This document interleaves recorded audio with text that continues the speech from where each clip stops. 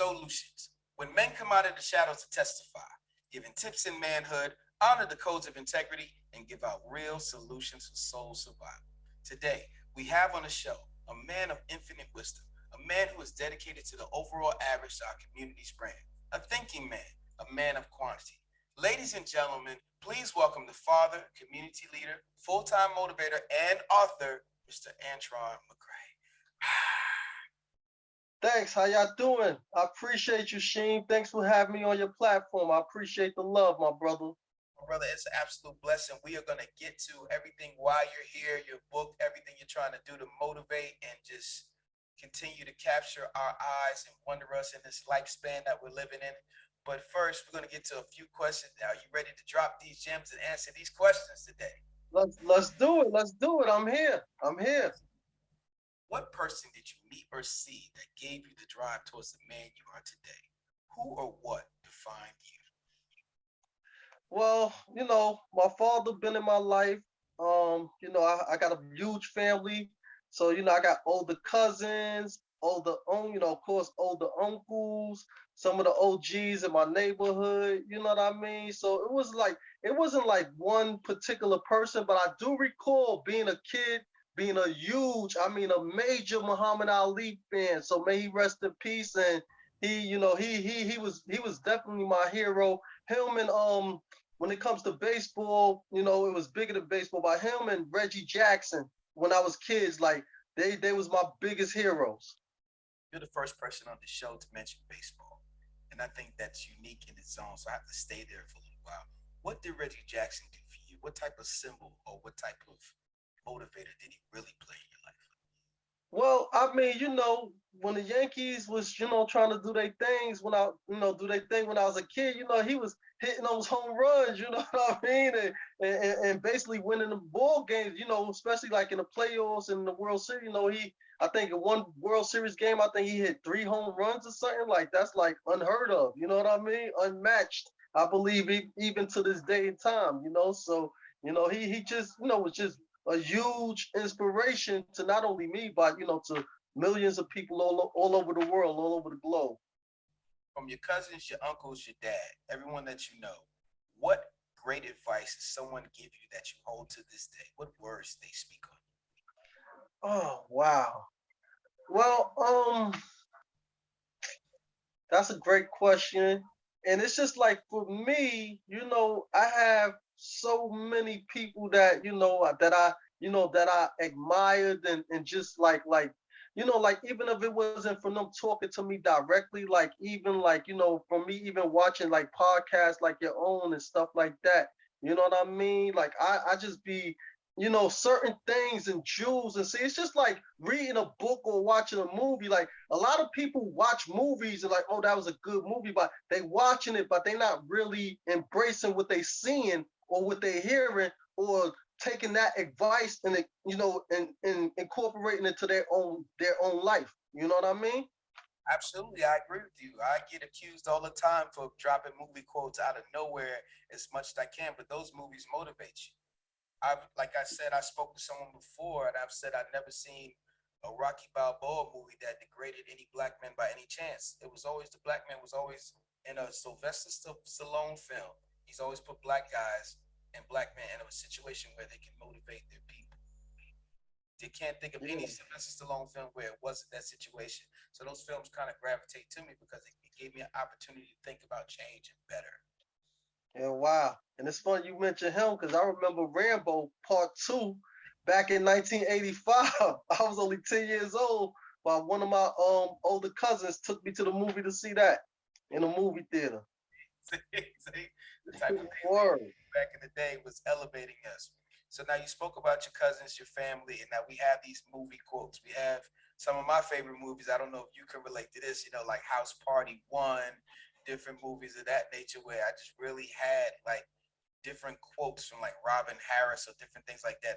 Coming to America. Oh yeah, Robin Harris. You took it there. You said Robin Harris. May he rest in peace, man. A Rest in great peace. man and a great comedian he was.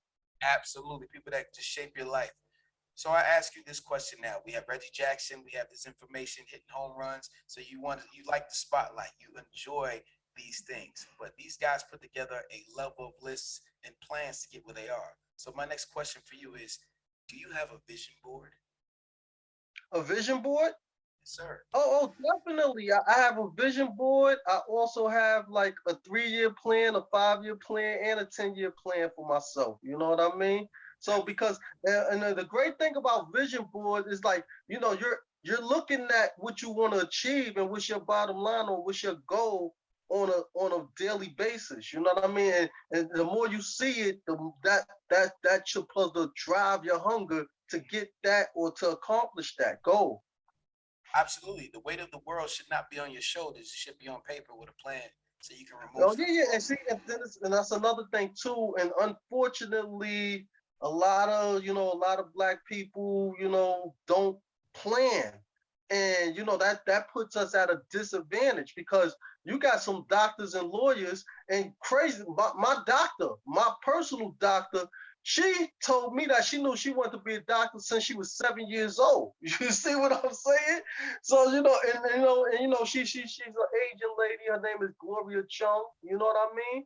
And but I remember having a conversation with her. And, she's like, I knew I was gonna be a doctor since I was 7 years old. I'm like, really? You know what I mean? And then and like it blew my mind. But I get it because it's like when you decide what career path you're going to take or whatever goal you're trying to accomplish, it's great when you start at a young age because then when you stick with it, you're telling your parents, you're telling your aunts, you're telling your best friends and your friends and in general, like, listen, I want to play in the NFL or I want to play in the NBA. You know what I mean? And people will help you get to on that journey to that path to get to there. That's elevating. Sometimes we don't even know the details of the minimalist things that we need to put together to make it to these elevated levels. So we just go about it with our distractions and our trauma because some communities we don't have time to be kids, and that's a big problem. But we can't really focus on our dreams. We have to focus on just surviving. If you can give me one apex goal on your vision board from your 3, 5, or 10 year that you achieved, and one apex goal you're currently chasing, what would those two be? Well, we're gonna start off with this right here, my book, The Lonely Heart. Um, I self-published it and I put it out right before Christmas of last year, 2021, near the end of the year. And this was, this was major for me. You know what I mean? Because I know, like for me, I'm a capitalist, and this is one of my tangible assets. You know what I mean? Like, my kids. You know what I'm saying? My kids, my family, my friends, my loved ones could sell this even when I'm dead and gone, you know what I mean? And make capital, to survive and pay their bills and stuff like that.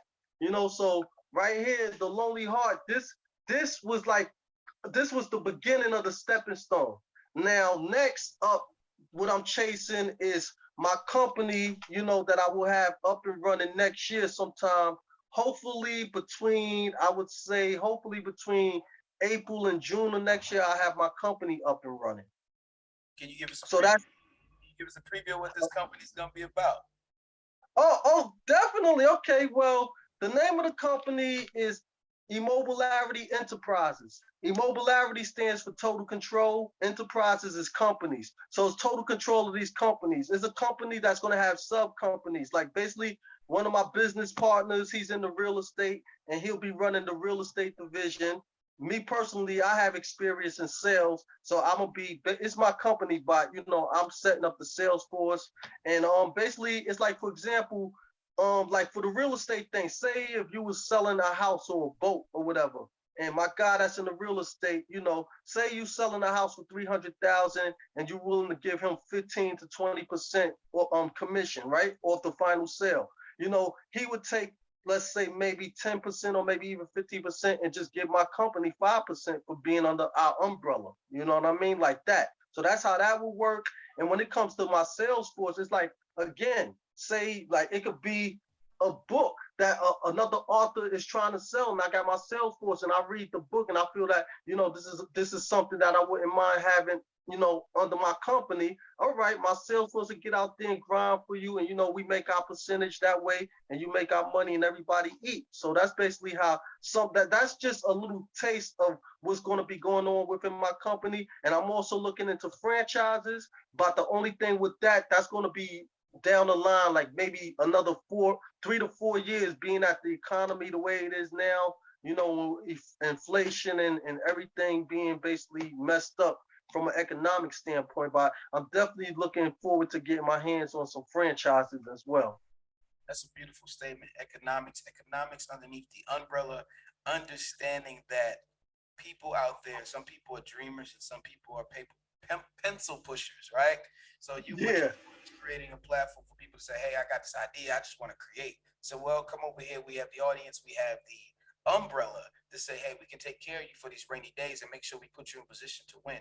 And what you're talking about to me, and now we can go one-on-one personal, is the New Yorker's best dream to bring in their homies or bring in their people and make sure yeah, everybody is eating. that's right.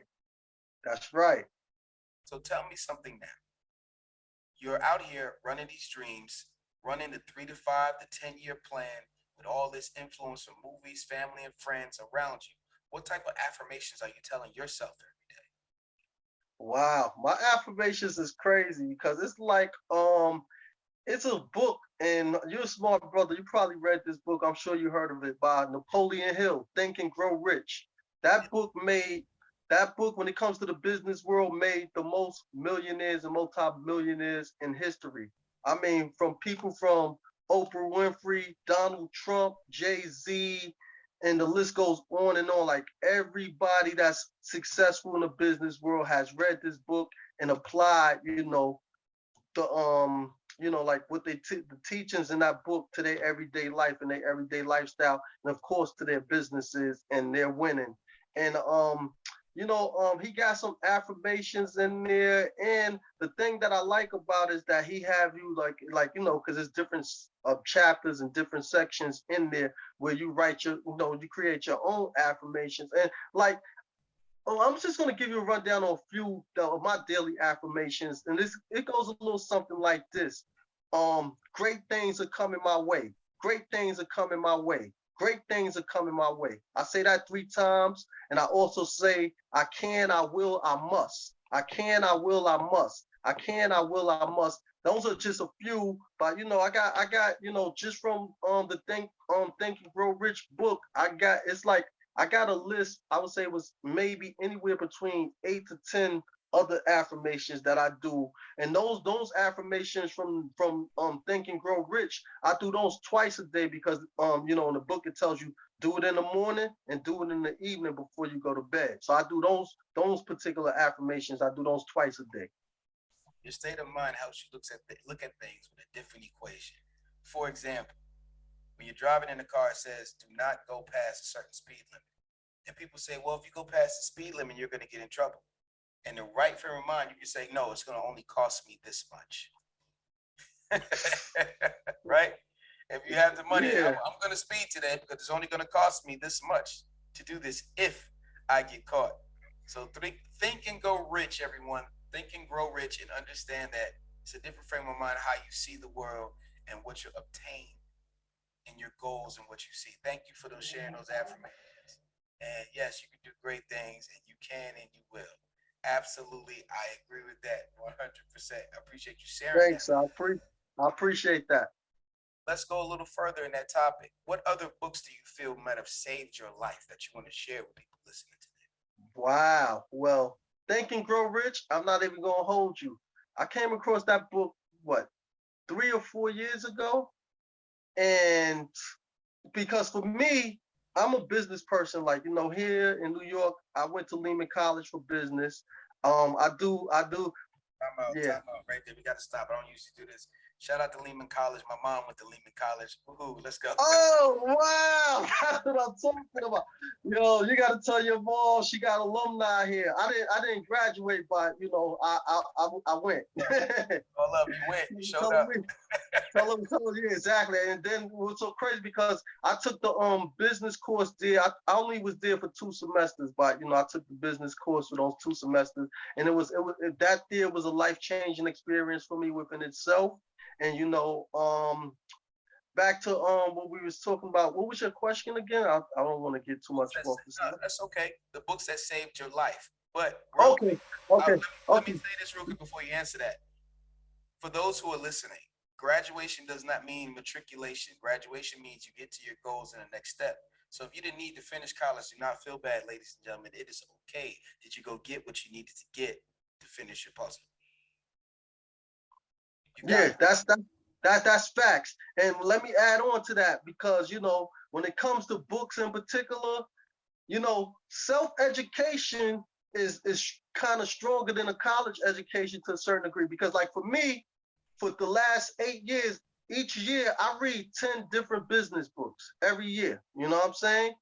And last summer, I took a 90-day course for basic accounting. So I learned basic accounting because I need that in the business world. So I did that last summer. Um, I also right before they shut everything down here in the city back in 2020, I did another 90-day course, 3-month course, and I got my certified certificate for customer service. You know what I mean? So if I'm doing business with you or you're, you know, if I'm treating you as a customer, you're gonna get, you know, top-notch service. You know what I mean? You're gonna be like, I appreciate his service. Like, you know, I want you to have, you see how you smiling? That I want everybody that, you know, that I'm, you know, dealing with to be smiling that same way and feeling like they got that, like they trust me with whatever the dealings is, and that they're comfortable in the situation, and they believe in me and my ability to whatever I'm supposed to, you know, bring to the table in that situation. Absolutely, absolutely. Now let's get back to what we was talking about. Okay, now back to the books. You said the Since you read so many books, give me just 3 you feel saved your life. okay. Think and Grow Rich. Um, The Closer's Guide by Grant Cardone. It's like a sales pitch book, but it teach you over 150 ways on closing. It don't matter if you selling refrigerators or if you selling cars. It got techniques for you to practice, and that's one thing for anybody that's listening that's into sales. Because I was a sales rep for a cosmetics company for you know, for quite some time. You know what I mean, before the pandemic hit and everything. But like I'll tell you one thing, you know, when it comes to, you know, even if I don't care if you got 20 or 30 years in experience in sales, always, you know, come up with new closes and always think about, you know, objections and all that. Always practice and stay on your game, because the great thing about the career in sales is like it's no ceiling. Unless you're working for a company, they're like, all right, we're gonna pay you 70,000 a year, or we're gonna pay you 80,000 a year. Because I know one guy that's been in sales probably for like 22, 25 years, and he was making 70,000 a year, and then he went to his bosses like, listen, I don't want salary no more. I want commission. And when he did that, he was making over 130, 150,000 a year, because he knew his closing rate was crazy, and he knew what, you know, what was on the deal, what was on the table for the deals that he was closing. And when he did that, he doubled his income. Doubled your income. You spoke from an elevated position. Again, I like to use the word elevated today. It's interesting that you said that, because there are so many people who do not understand their own personal value. And I'm happy that he put value on himself and was able to get to that point. That's 2 books down. Give me one more. Okay. It's so many that I love. Like, it's a book called The 4 Hour Work Week. I don't it like it, I mean, I don't think that somebody's gonna only work 4 hours in a week and be majorly successful, but it just shows you on as far as, like, you know, like time, like as far as valuing your time. And because, you know, people that work 8 hours at a job, only really work about 2.5 hours. You know what I mean? Because you got people that's running back and forth on coffee breaks, bathroom breaks, things of that nature, and some lunch break, and you know, say if you're my boss and your office is like say 3 doors down, and I could call you on the phone instead of doing that. I'll come and knock on your door and have a 5 or 10 minute conversation with you over, with something that that needed your attention. So it's like, I get that part, and it's an amazing book, and it's so funny that I mentioned that because I want to read it again and take some new notes out of it and just dig a little bit deep because that's the funny thing about that. That's even with Think and Grow Rich by Napoleon Hill. I read it the first time, but when I read it, I was just reading. I wasn't taking no notes, and right after I finished, I said, "Yo, you know what? You got to start from scratch. You gotta get back, sit down, read it, take the notes, and get it done."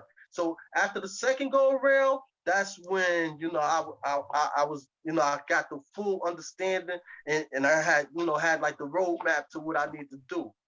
But yeah, those are 3 books, and like the list goes on and on. Like The Art of War, you know what I mean? That's a great book that I'm sure millions of people, I know for a fact millions of people that read it and studied it and incorporated it into their lifestyle and their business strategies and things of that nature.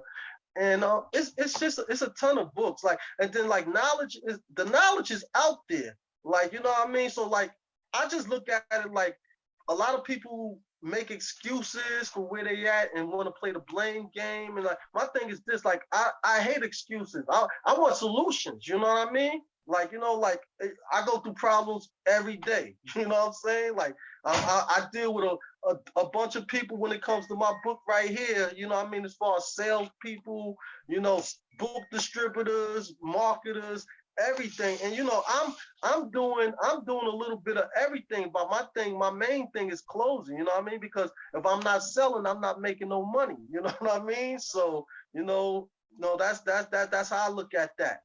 Shout out to Grant Cardone with open-ended questions and elevator pitch. You can always work on your elevator pitch. Oh yeah, definitely. The pitch. See, it's like this. People gotta understand when it comes to sales. I don't care what you're selling. It's a numbers game. You're not gonna get a yes every time, but as long as like you're gonna get more no's than you get yeses. Now, the average salesperson, this is average. You should be able to close 1 out of 10 potential customer. 1 out of 10. You know what I mean? But for me, I try to close 3 out of 10. You know what I mean? So like I want to be above average. You know what I'm saying? So, and another thing too, it's about networking and building your sales funnel. You know what I mean? So like, if you know what I mean? It's like people, because like people, some people, especially sales, is not easy. It's definitely not easy. And it's like at the end of the day, it's like you can have a bad day, and that could just you can't let that break you. You know what I mean? You can have a bad week, you can have a bad month, you can even have a bad year, but you can't let that break you. You gotta it's self-discipline. You know what I mean? It's like what's your bottom line? What's your goal? What's your target that you gotta hit? It ain't your target that you want to hit. What's your target that you gotta hit? It's a big difference from wanting and and putting that pressure on yourself to gotta hit. Like I gotta do this. It's a must. You know what I mean? It's a numbers game. It's like you said, you have to determine what average do you want to live this out, and you have to change your mind and say, I'm gonna hit this number. I'm gonna do this. And for those listening, let me drop some jewels on you for you real quick. No is the beginning of the conversation. It's an answer. Yeah, because I didn't mean to cut you off, but you just got it, man. You got it. Yeah, because it's like at the end of the day, it's like you could get hit with 1,000 no's, but when it comes to certain situations, you just need one yes. You just need one person to see your vision and want to do business with you, or want to invest in your dream, or invest in you and say, yes, all right, I want to do this with you, or I want to do this for you.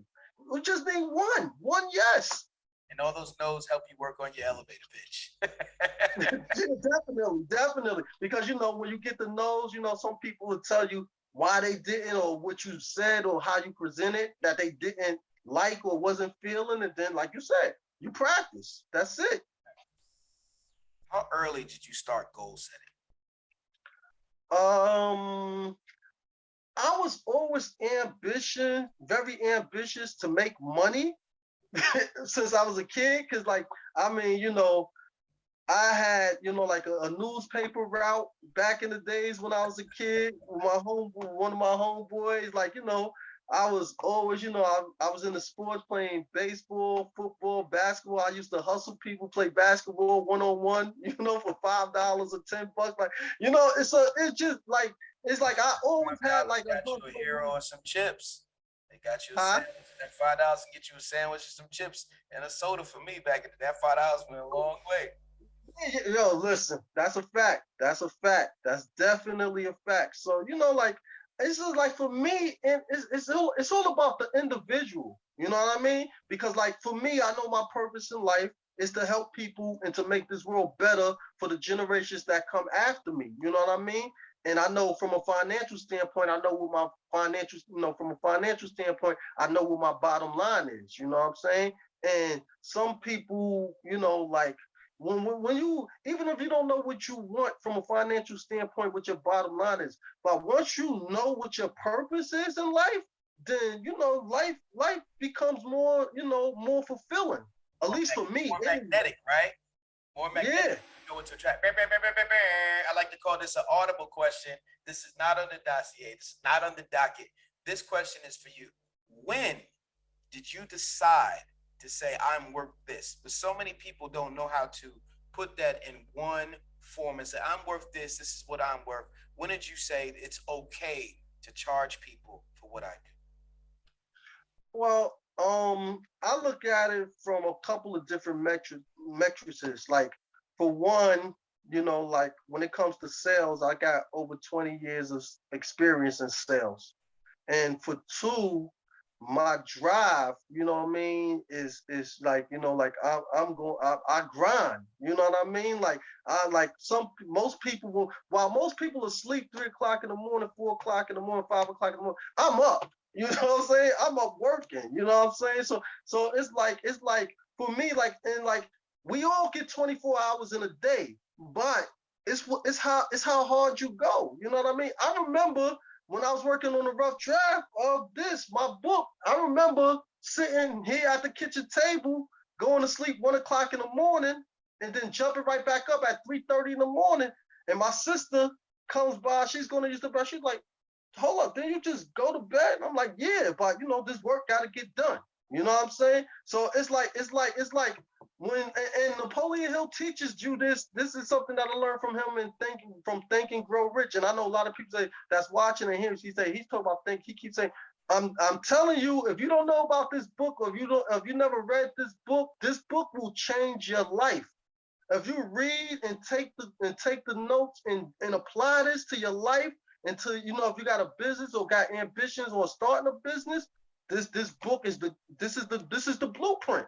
You know what I mean? Because it's like he teaches you to decide what is your burning desire for whatever it is that you're trying to accomplish. Now, when you got the burning desire to do this or get that done, then it's no excuses at that point. This is what you want, and this is what you want to get done. You know what I mean? Absolutely. Friend to the show, Jean Paul.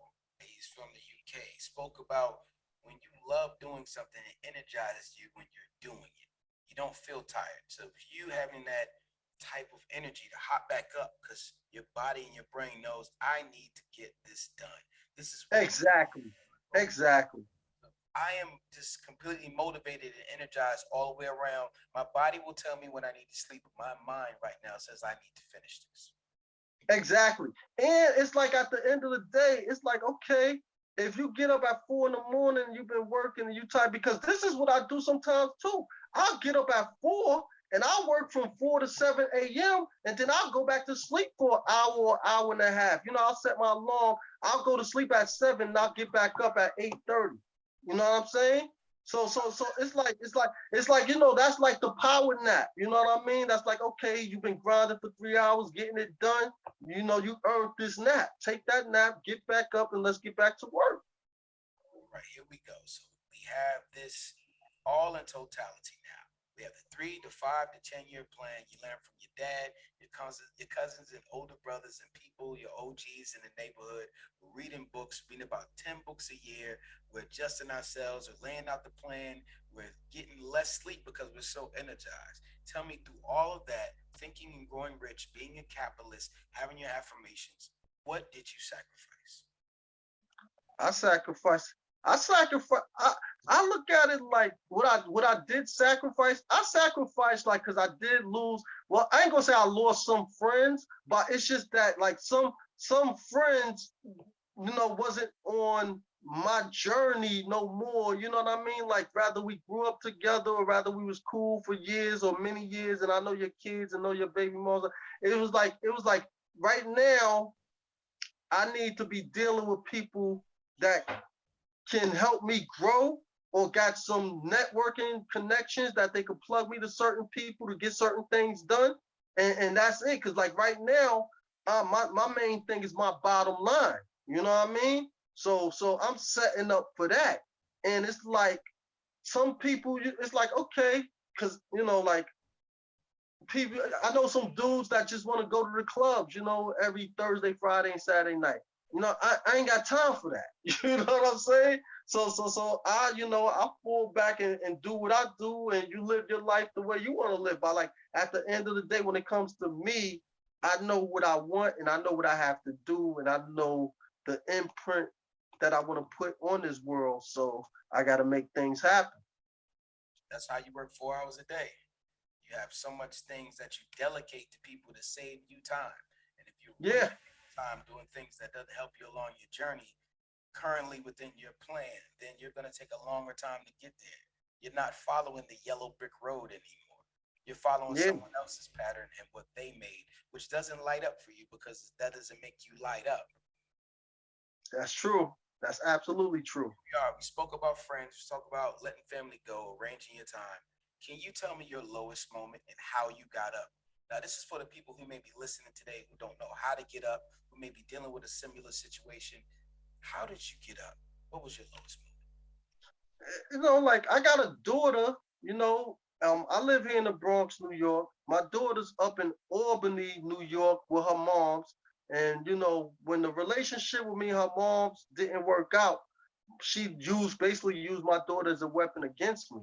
You know what I mean? So that was really, really, really hard. You know what I mean? And like even now, we battling out in court. I'm trying to get joint custody, so I ain't got to really, deal with her moms. You know what I'm saying? So it's like that that broke me. That had me not to where I went and played myself and started using drugs or nothing stupid like that, or turned to alcohol or nothing like that. But I was depressed. You know what I mean? And one thing about I didn't call or get no counseling or nothing like that.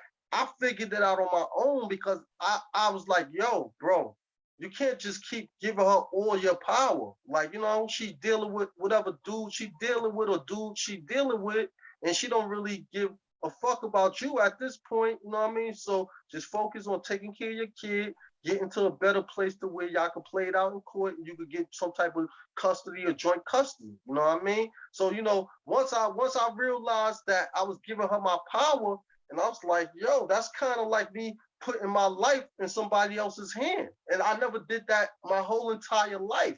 You know what I mean? So why would, granted this was my first daughter, my first kid in general, but and like it was like, because for me, this being my first kid, it was a brand new experience. Like, even though I got my pops and even though my brothers got kids, like none, even my homeboys that got kids, nobody gave me like no fatherhood advice. You know what I mean? Like, yo, listen, this is what's going to happen, or this is what might happen, and like that. So I dealt with everything straight up heads on experience. You know what I'm saying?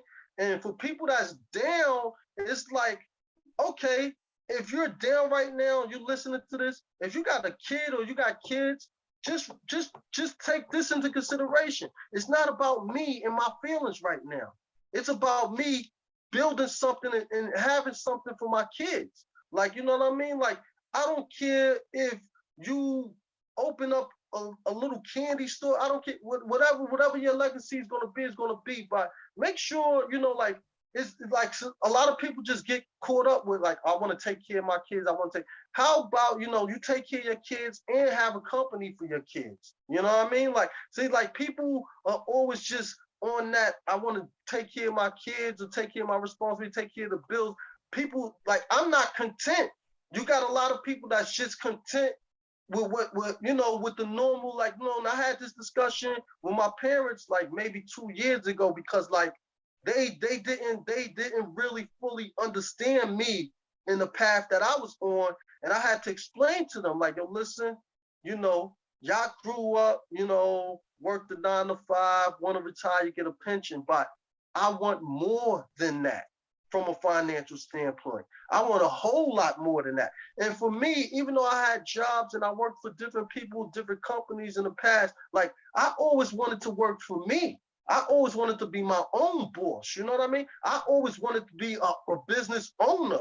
You know what I'm saying? And like if everybody ain't got that mentality, because I remember I was speaking to one of my homegirls. This was back in like 2018, I recall. And she worked at a hospital. And I was telling her about like becoming an investor and things of that nature. She was like afraid of it. Like, nah, I'm content with my 70,000 a year. Okay, you're comfortable with it, because being a boss or being a business owner, like you gotta want that. No, you know what I mean? That's just like if somebody come and give somebody $1 million check just to give them $1 million. If they don't know how to handle that money, then before you know it, that money gonna be gone. Absolutely. You know what I'm saying? So much you said there, and I know people who deal with this certain situation when it comes to kids and their enjoyment. And for me, if I can get personal, when I feel I can't receive love or give love the way I thought it'd be guaranteed, I have to actually sit there and let my body go through this chemical imbalance. And then I have to do things to help me reach out to find balance again. And for you, it was there sitting there talking to yourself to reformulate your cells to get up and still be purposeful. To me, I'm not a scientist, I'm not a doctor, but I feel like whenever we have a dis-ease in our body, it's a chemical imbalance for our oxytocin and all these things, and our dopamines have changed. So we have to actually do a change so deep in ourselves and go through this process to change ourselves in order to get up and still be as strong as we need to be to live on, right? Yeah. And I agree with you 1,000%. I have family members who go through the same issues with the court systems when you're just trying to love the next community and the next generation. And a lot of us don't take into consideration how much damage we're doing when we add third parties into our lives instead of really talking it out with communication. And that's what this show is all about. Not being able to move around in the dark with a flashlight. And I'm sure you helped someone today. And thank you so much for being so transparent about that. Yeah, Now, definitely. let's get to some fun questions, shall we? I'm not going to keep you too much longer. I want to thank you for being here so far. Are you having a good time? I'm having a great time, man. I'm loving the discussion. Absolutely. Let's get to some fun questions. What have you procrastinated on and why? What have I procrastinated on? And why? Um, and why? Well, it's funny. Okay, now check this out. I got two cell phones, right? One of them is on, of course, my main phone, my business phone. But my backup phone, I had got because last year it was a 4G phone.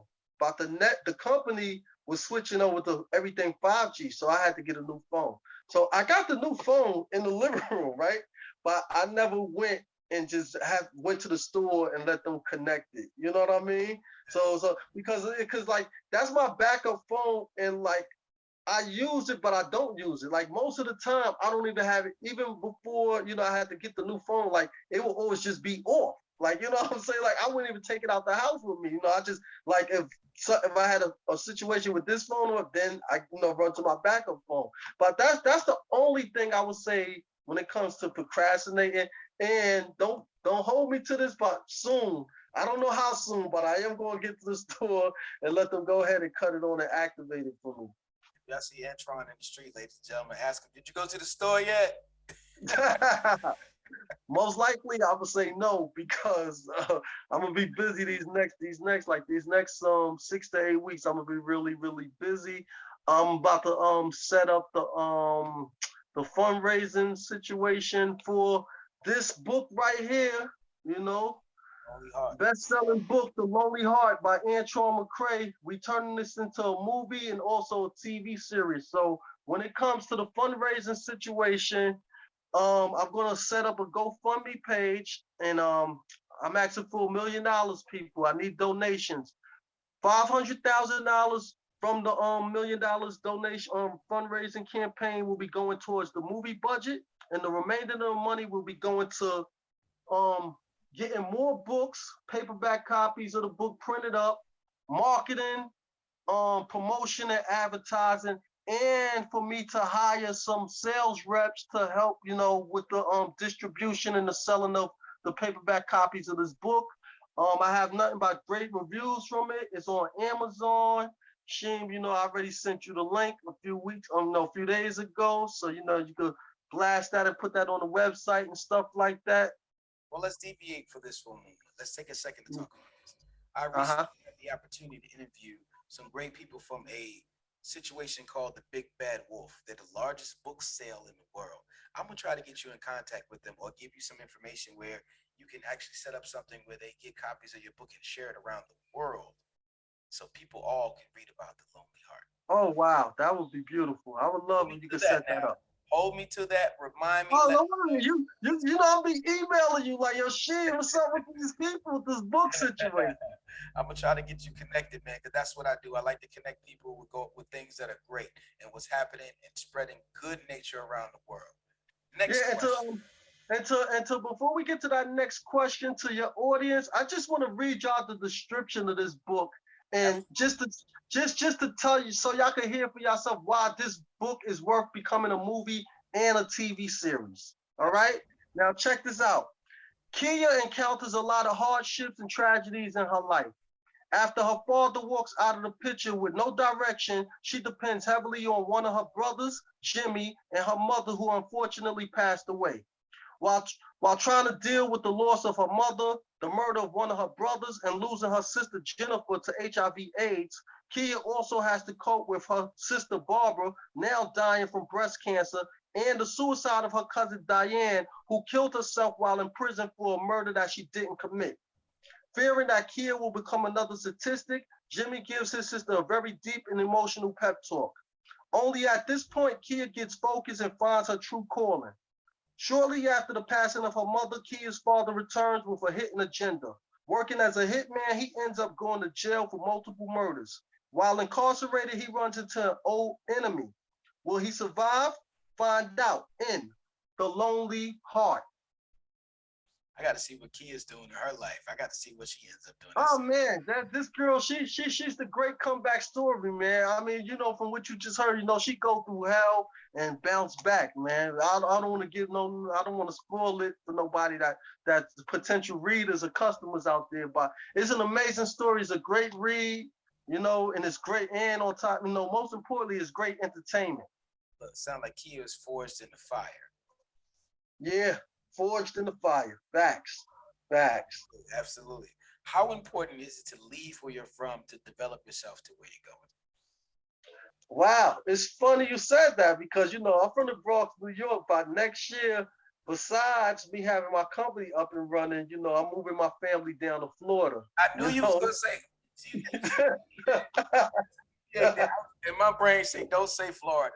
There's nothing wrong with Florida, ladies and gentlemen, but Bronx people go from the Bronx and go to Florida, thus pushing the narrative for Charlemagne the God. Shout out to Charlemagne when he says all the crazy the people in the world come to the Bronx and all of Florida.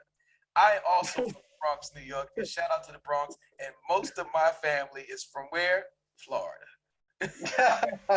So a lot of them went from the Bronx to Florida. Well, Exactly. yeah, but that's definitely what I'm working on right now. I'm looking forward, and it's like when when you on a road to success, and like you gotta be willing, because it's like like you gotta be willing, but everything is subject to change, and a lot of people just think because your circumstance is that circumstance, you can change that, but you gotta be willing to do that. Look, like for me, I read 10 business books a year. I do business seminars, webinars, I go to business summits, everything. And for me, I remember when I was in school, I hated reading. You know what I'm saying?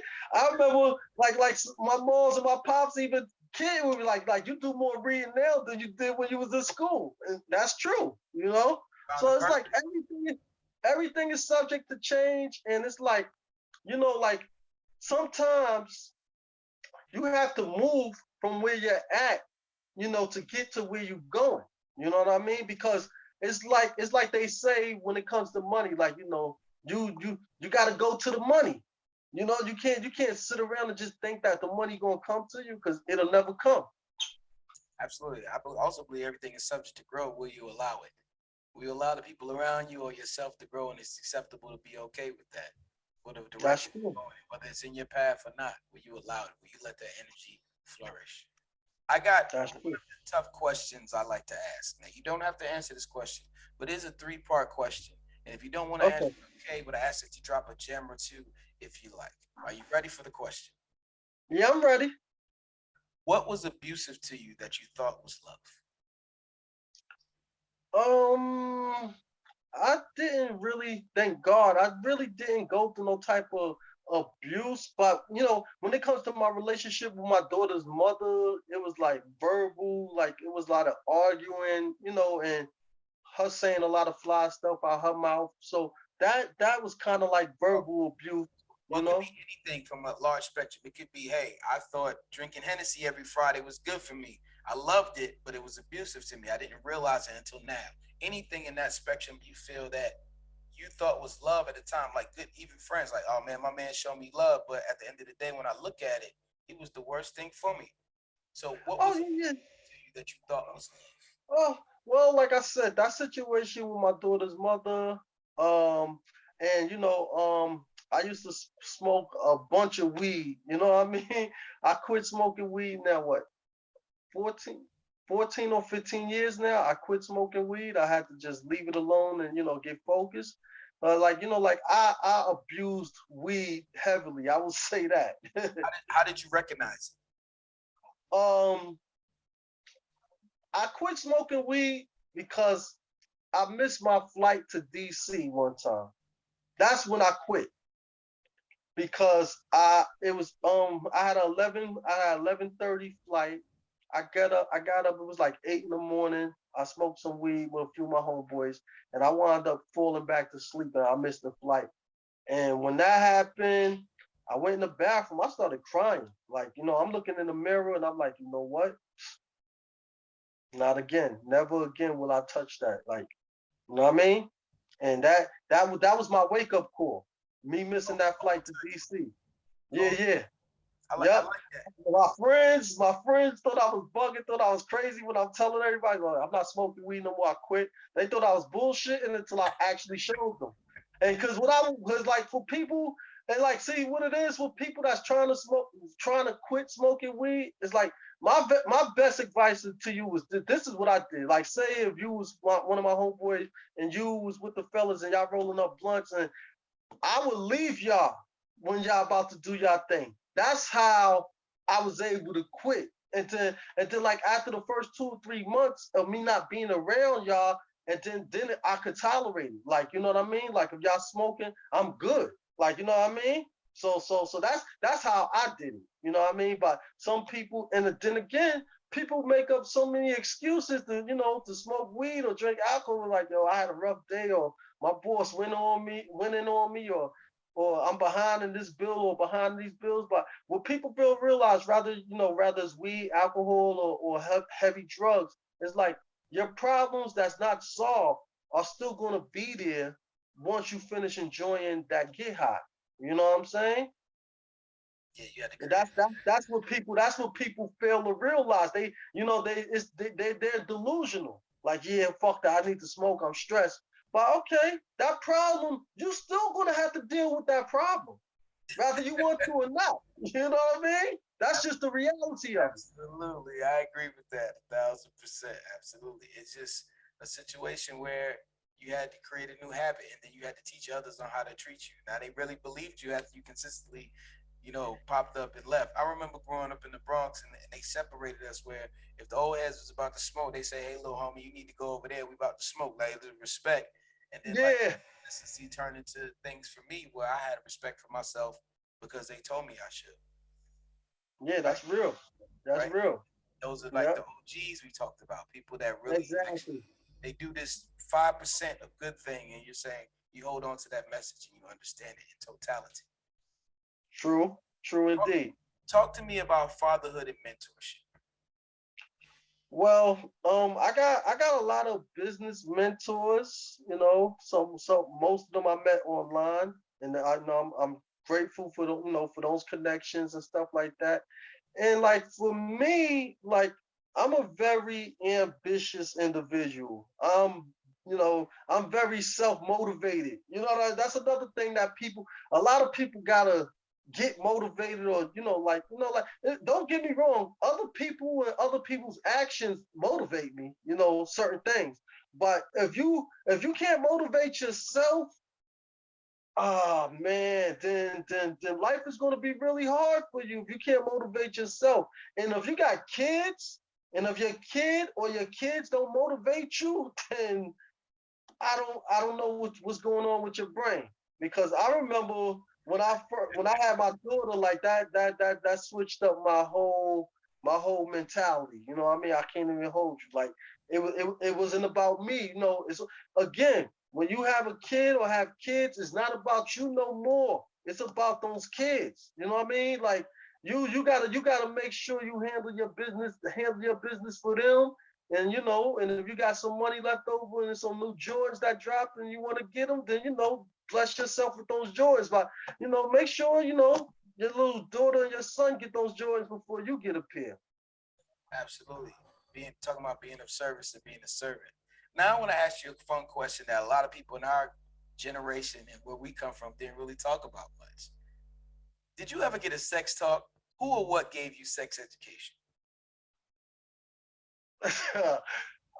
Since I was like 12 and 13, like I was on the girls, like thanks to my moms, like I was a little fly little kid, and the chicks was on me, playing basketball. So being an athlete, being a student athlete, and being Anybody ever gave you a sex talk? Anybody sat you down and was like, oh, like my moms, my pops, they never. The crazy thing about my pops, I remember when he wanted to talk to me about condoms, I already was started doing my thing, and I'm like, I already know about those, you know what I'm saying? And he's like, oh damn, I was like, you late to the party, you know what I mean? So my thing is, so why like, don't we talk to our kids about this? Like, this is something that can affect their lives in the oh yeah, long yeah, yeah, yeah, you're right. Like with teenage pregnancy and even general. STDs and It's the important, yeah, HIV/AIDS. importance. Like for me, I want to have that talk with my kids. I only got my daughter, but I do want to have two more kids. And like I said, I definitely want to have that talk with them before they go and start experiencing it without me having that talk. You know what I'm saying? Yeah, So it's like, but I never like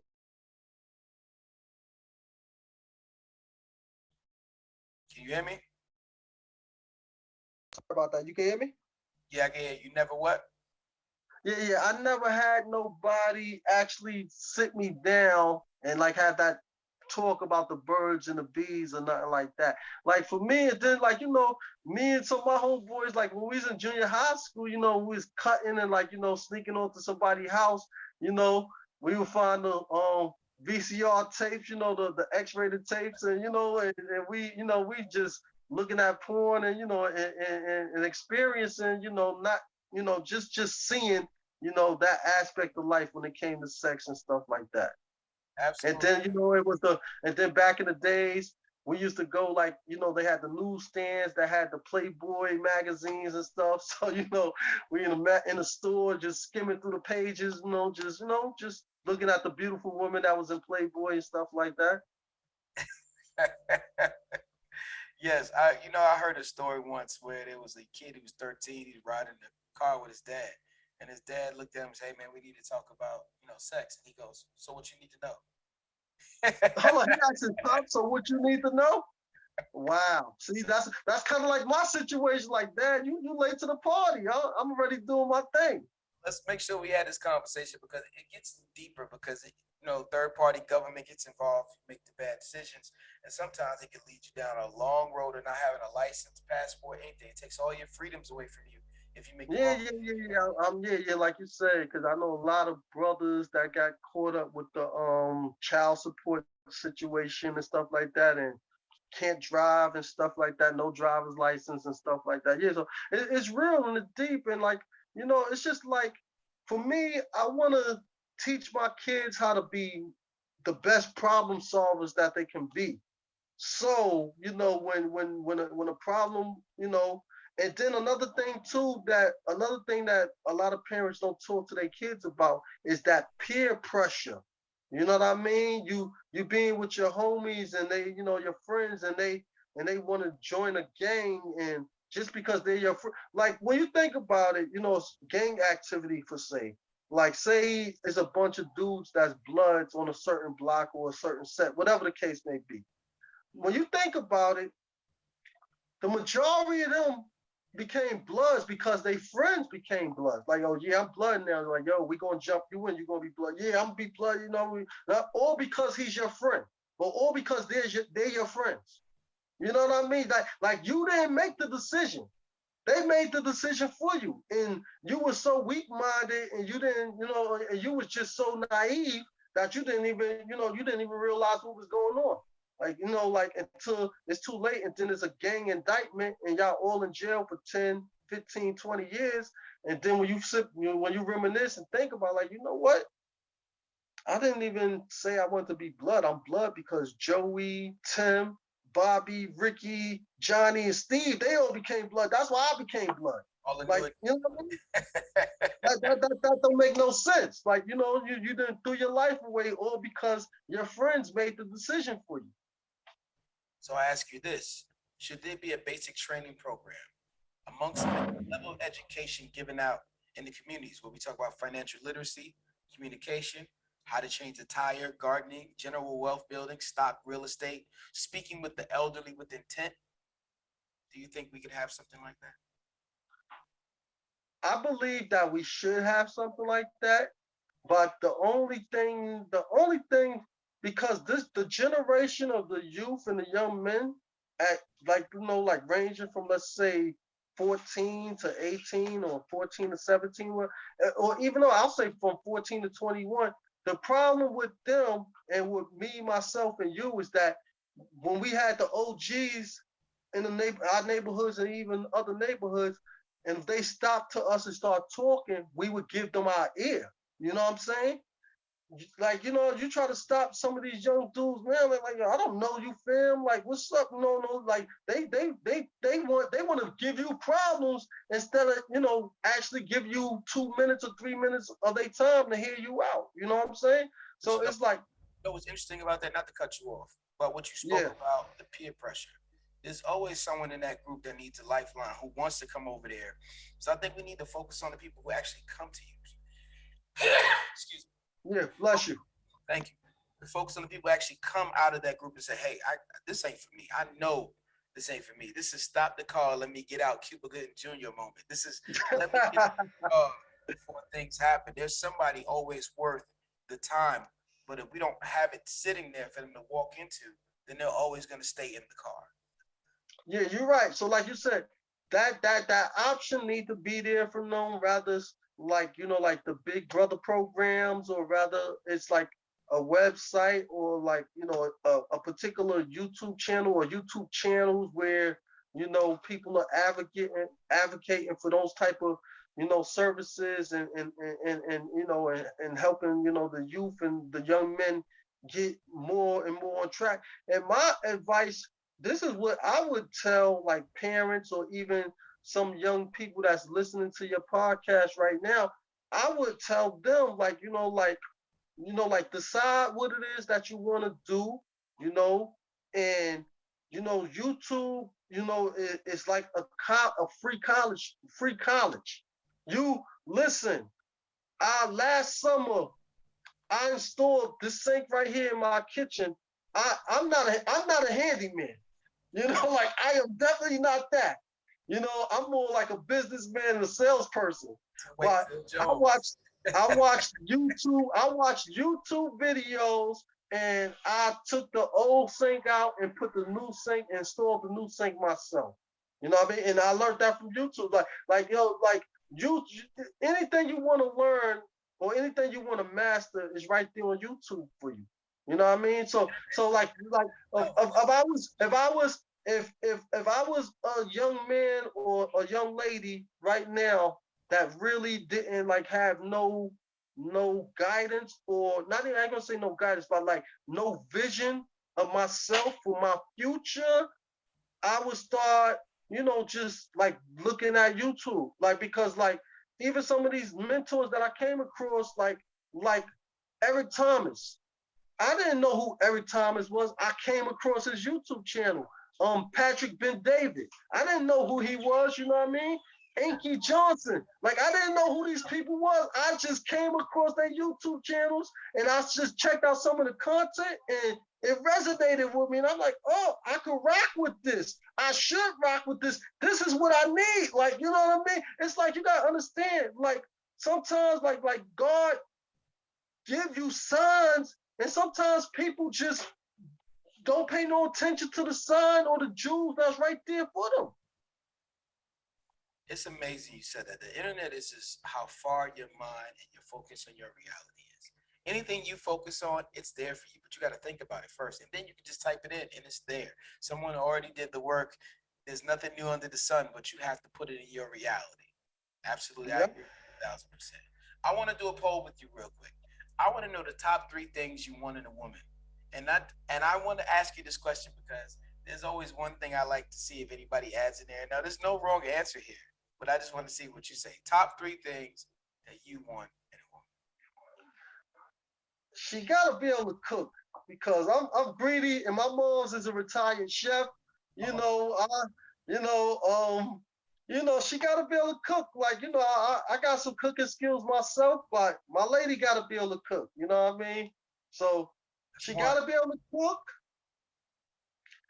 She gotta she gotta be beautiful and and sexy, that for my preference, because my Right. preference ain't everybody else's preference. But sexy to me and beautiful to me, that's two. And for three, um, well, it's more than three. I go by I'm gonna say the third one. This I ain't gonna say this is major, but this is kind of major because like when you dating and you dealing with relationships, it's kind of like a job interview. You know what I mean? So she got a 700 plus credit score, could match my almost 800 credit score. Then we live. You know what I mean? So that there would get you a lot of cool points with me. If you got a 700 plus credit score, You gotta cook, and look sexy, and have a 700 plus credit card. That is the first time I've heard those three put together. yeah, man. I mean, those things are very important. So, and another thing is, just be able be compatible with me, be understanding, and like like I wouldn't mind dealing with a woman that's, you know, ain't gotta be fully submissive, but kind of submissive. Like, let me be the man and you be the woman. Because there's so many women. I get it. If you're a boss, you're a boss. That's cool, but you can't be dealing with a man, and even if you are a boss or got your own company or your own businesses, try to belittle that man. That's the problem in this day and time. You got some career women that think that like they wear the pants because they might be making more money than their man, or they might just be in a better financial or a career situation than their man. So they feel like they like, you know what I mean? Like I'm the boss. I'm the shot caller. It shouldn't be like that. Willful cooperation, like to say these days, instead of the word submissive, right? And I think it's a slippery slope. You just got to find the people who actually love being in your arms more than they love money. And then when you That's, find that, then that's worth protecting and holding on to and squeezing very tightly. yeah, that's true. That's very true. I agree with that. I always tell people to add intelligence. You want a woman with intelligence. You said you spoke of emotional intelligence, so that's great. Absolutely, emotional. Yeah, yeah, like I just need like a woman, like she, as long as we being compatible, like she's once she understands that I'm business minded and I and I'm business driven, and when she understands what my bottom line is from a financial standpoint and what my purpose is in life, and and we could build and add on, and that's the perfect combination. I think a woman incubates anything you give her. So comes along and you give her directions for a bottom line, she's gonna show you how to expand and make it better. Absolutely. That's beautiful right there. Let me put you in the husband's chair real quick, and let me ask you this question: as a husband, would you rather have a great woman or a great wife? A great woman or a great wife. Now, there's no Listen, wrong answer. You answer the man, question perfectly for you, but you have to pick one and tell me why. I'm doing an interview. All right.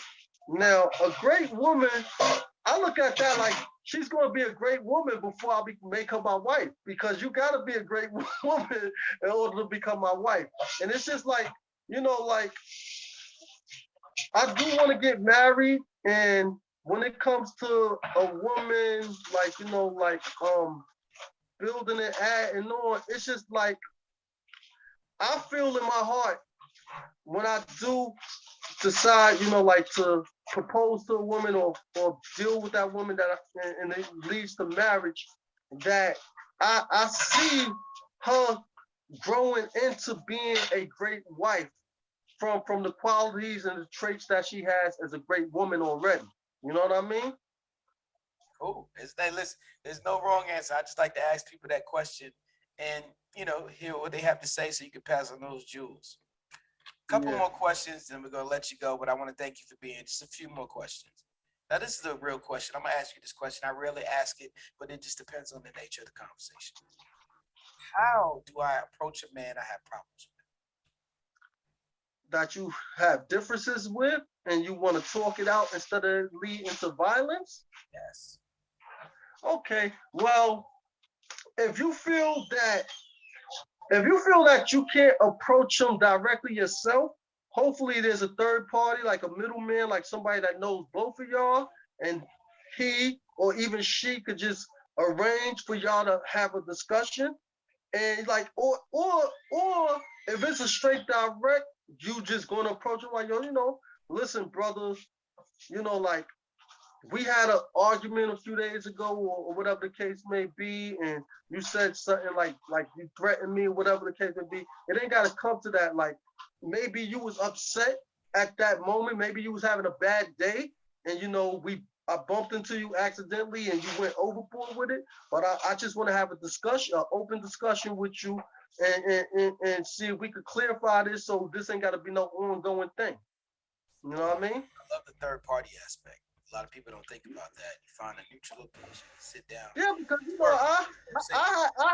I had some problems in the past with other dudes, and I had to, and I was the bigger man. Like, I went and hollered at a dude that I know that knew me and knew him, and and I told the third party how I felt, and and you know what I mean, and we cleared the air that way. Yeah, just to have a listening ear, someone actually listen to you. Because sometimes you fall on deaf ears when you're trying to figure out a situation.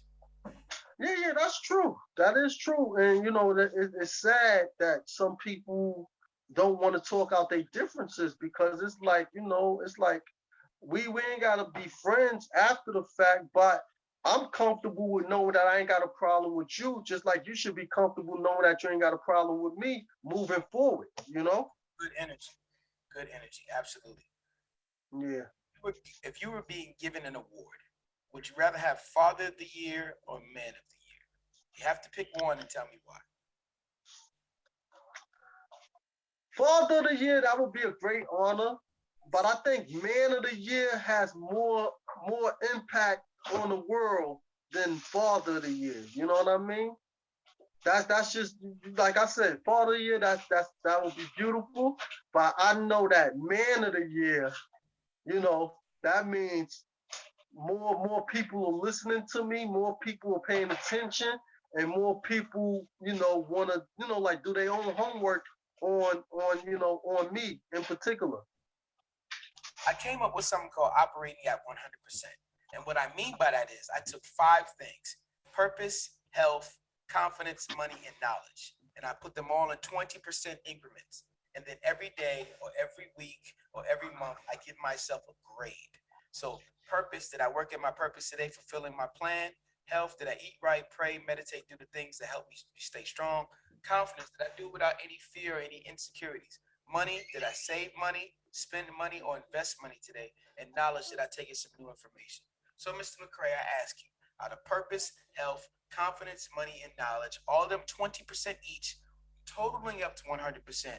Within the last 24 hours, how much of 100% have you been operating on? The last 24 hours, Purpose, health, confidence, money, and knowledge. well, I would say about 85 to 90% because today, Friday, this interview is a part of the 4 things that I want to get done. But Hey, one of the things didn't get done, and it wasn't on me. I was supposed to meet with a book distributor and get him some books, but I reached out to him and he didn't get back to me. You know what I mean? So when you're dealing with other people, if you certain things you ain't got total control of. You know what I mean? But from but but then but regardless of what, because I write my days is written out on my daily planner. You know what I mean? So it's like, I love to check off my checklist. You know what I'm saying? So I wasn't able to check that off on my checklist. Hopefully I can get up with him tomorrow. You know what I mean? But you're taking some points away from purpose because you didn't fulfill everything on your checklist. So, health, you worked out, you meditated, did all the things you need to do in your health, you ate right. of course, I had my grilled chicken salad earlier. You know what I'm saying? I went through my morning routine, so I did my thing. You know what I mean? So I'm happy. Before we go, and I appreciate you giving that grade, give us 2 seconds of your early morning routine for somebody who needs an early morning routine. What foundation could you start them off with? Don't sleep late.